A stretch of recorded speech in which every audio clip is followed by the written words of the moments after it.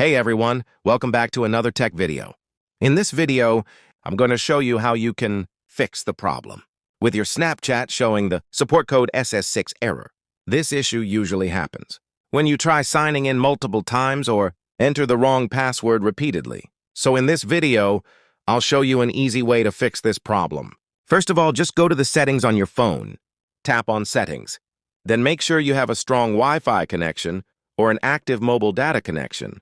If your Wi-Fi is weak, switch to mobile data. And if your mobile data isn't strong, connect to a stable Wi-Fi network. Once your internet connection is stable, go back and use the search bar in your settings to find Snapchat.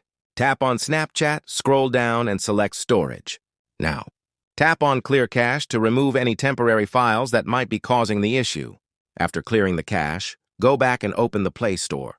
Search for Snapchat, and then uninstall the app. Once it's uninstalled, reinstall it again and make sure it's updated to the latest version available on your Android device. That's all you need to do to fix the Snapchat support code SS6 issue easily. So that's the video. Hope this helps you solve your problem.